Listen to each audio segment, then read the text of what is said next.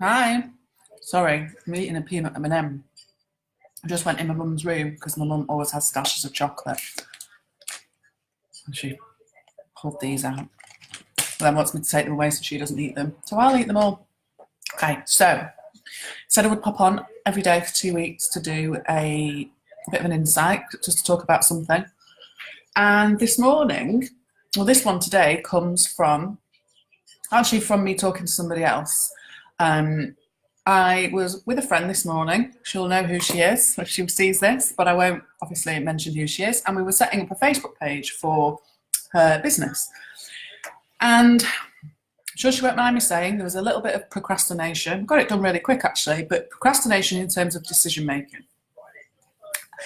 And we kind of laughed a little bit about it. Hi Denise, hi Marie. But what we kind of established quite quickly is that it's to do with a lack of confidence in terms of what other people will think about it. So this particular person is confident, very confident, comes across as really confident and comfortable, and yet certain things she will worry about what other people think.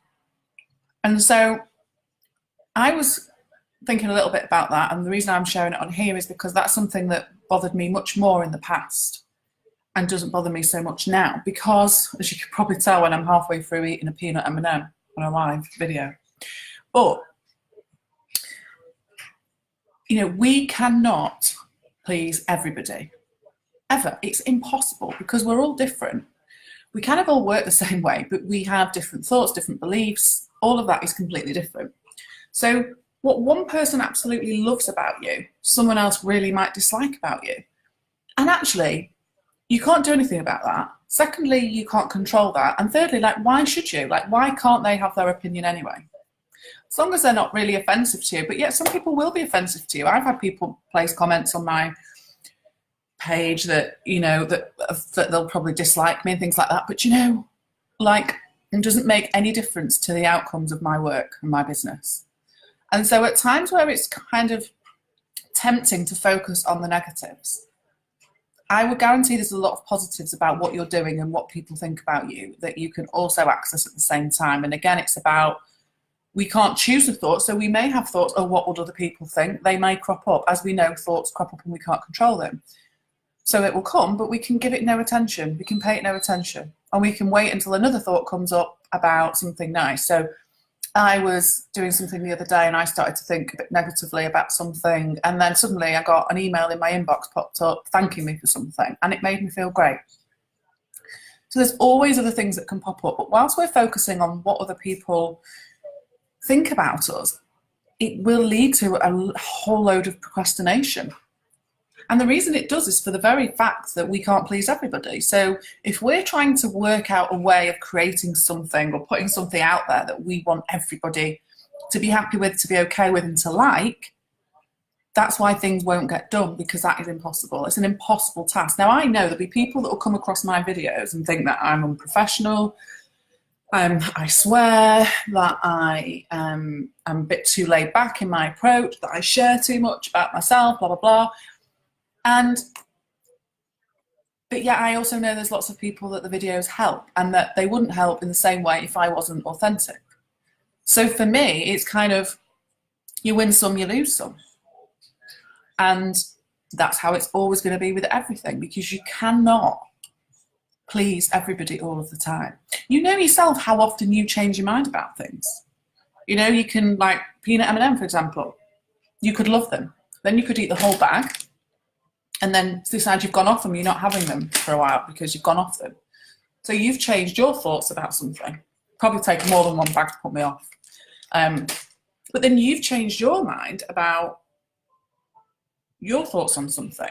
And other people do that all the time. I've also had people come to my page who have not liked my videos or not liked something about it. Or maybe, not like the fact that I charge for courses or things like that. And then 2 weeks later, that person's way more engaged because something's changed in their thoughts. I haven't done it.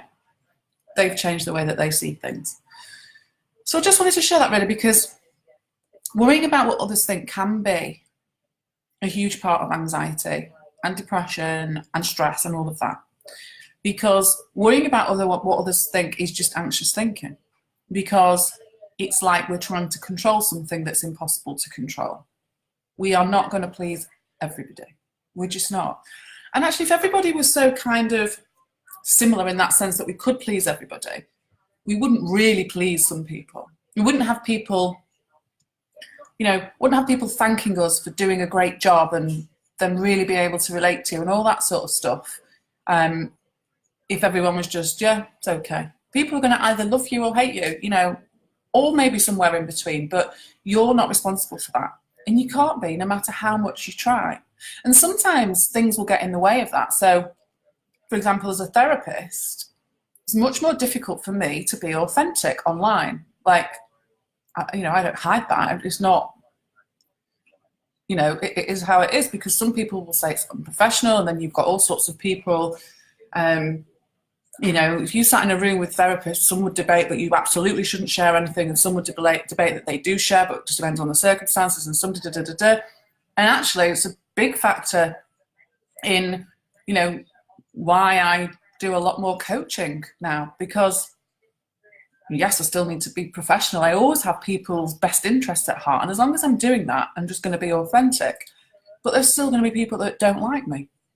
And that's all right, I'm not even angry with them or going to try and convince them, because they're really entitled to not like me. Just like I'm entitled to not feel like I like somebody. It's not for any of us to tell each other what to think. And we can try. You know how hard it is to try and stop yourself from thinking. So to try and tackle other people's thinking is kind of like, well, good luck. Just watching the cat is in its food box. What are you doing? So anyway, I just wanted to share that. And so it's not necessarily an insight of mine, but it is an insight that I had, but I had it a while ago. But it's interesting still to see how much people worry about other people. And I'm not talking about being disrespectful and just thinking, sod everybody. Like, we don't need to be like that to not care about what others think.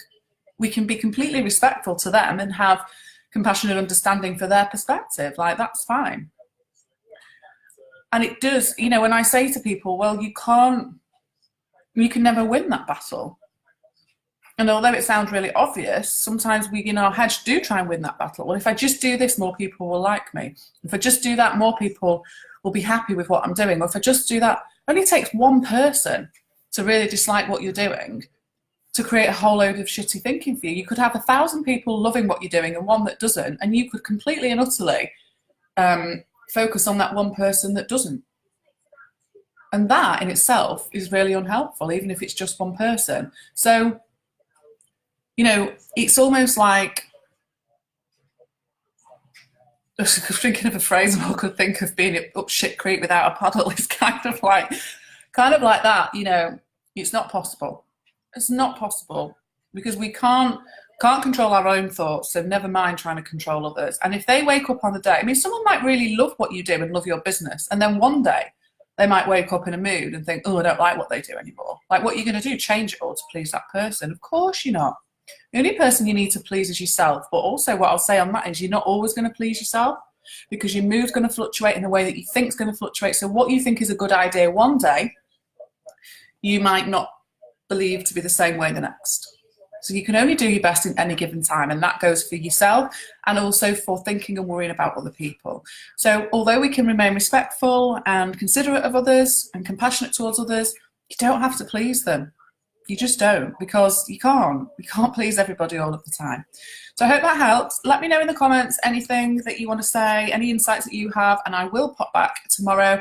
And if there's anyone, I can say, yeah, there is on the in my Living Your Best Life Members Club, that I will be there tonight for our coaching call, and I'm really looking forward to it. So I'll speak to you later. Bye.